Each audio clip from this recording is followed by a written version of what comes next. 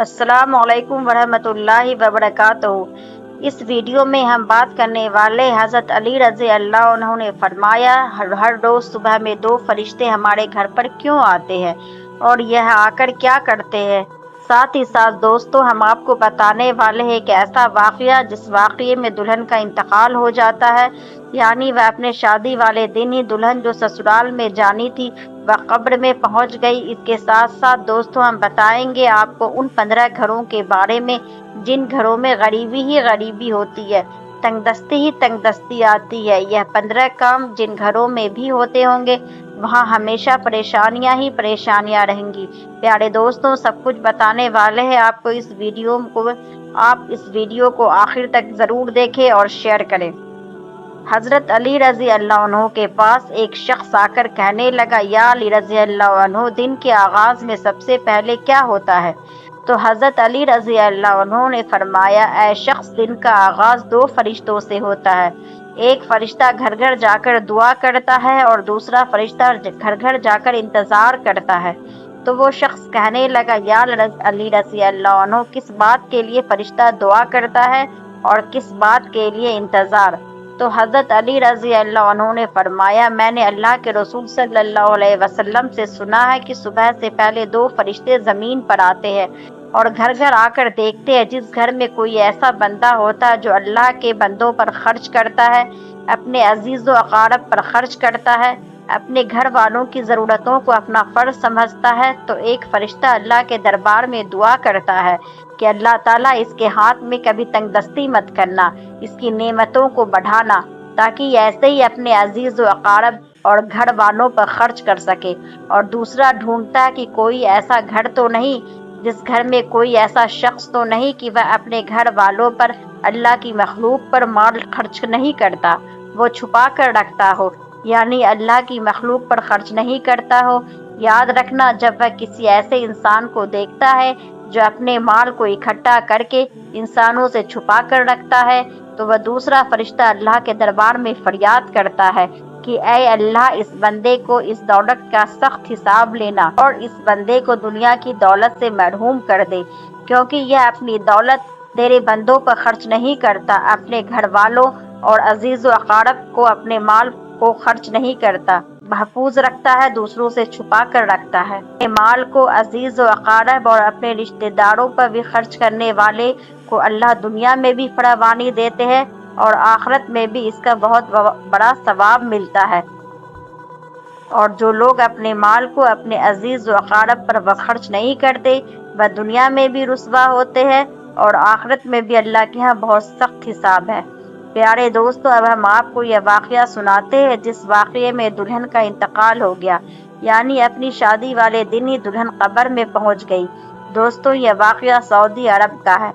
ایک لڑکی کی شادی تھی، اس کی تیاریاں چل رہی تھی، دلہن کو سجایا جا رہا تھا۔ اتنی دیر کہ مسجد میں اذان ہوئی اور اس کے بعد نماز کے بعد سے ہی لڑکی کی میک اپ کی تیاریاں چلنے لگی۔ اس کو ایک اچھا سا لباس پہنایا گیا اور دلہن کا سارا میک اپ کیا گیا۔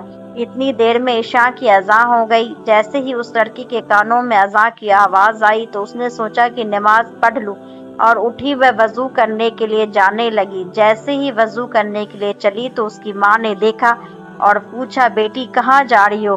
تو دلہن نے جواب دیا کہ میں وضو کرنے کے لیے جا رہی ہوں، اذان ہو چکی ہے، نماز کا وقت ہو رہا۔ لڑکی کی ماں نے کہا، کہیں تم پاگل تو نہیں ہو گئی ہو؟ نیچے سارے مہمان بیٹھے تمہارا انتظار کر رہے ہیں، تم وضو کرو گی تو تمہارا میک اپ خراب ہو جائے گا، تم پھر اچھی نہیں دکھو گی، سب لوگ تمہارے بارے میں کیا سوچیں گے؟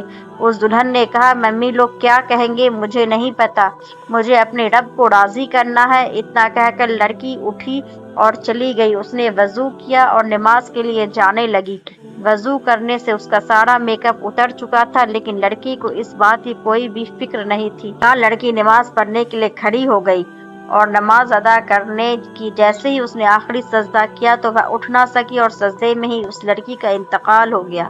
کافی دیر بعد دلہن نیچے نہیں پہنچی تو ماں کو فکر ہوئی۔ وہ کمرے میں گئی تو دیکھا دلہن سجدے میں ہے۔ کافی دیر کے بعد بھی جب وہ سجدے سے نہ اٹھی तो माँ करीब जाकर उसे हिलाने लगी। जैसे ही देखा तो पता चला कि लड़की का इंतकाल हो गया है, तो वह माँ फूट फूट कर रोने लगी। तो मेरे मोहतरम दोस्तों, ये प्यारा सा मैसेज उन लड़के और लड़कियों के लिए है जो दुनिया में खूबसूरत बनने के लिए अपने रब को भूल चुके हैं। किसी ने क्या खूब कहा है, इस्लाम की शहजादी को खूबसूरत बनने के लिए किसी महंगे क्रीम और पाउडर की जरूरत नहीं है। घर में गरीबी आने की 15 निशानियां हम आपको बताते चलते हैं। पहली निशानी यह है कि एक टांग को दूसरी टांग पर रखना। नंबर 2 है टूटे हुए बर्तन इस्तेमाल करना। नंबर 3 है बोतल को पूरा मुंह या पानी के मटके को मुंह लगाकर पीना। नंबर 4 है पैर के नीचे पेशाब करना। नंबर 5 है टूटी हुई कंघी से बाल बनाना। नंबर 6 घर में कूड़ा करकट जमा करके रखना। नंबर 7 दांत से नाखूनों को काटना। नंबर 8 फज्र की नमाज नहीं पढ़ना।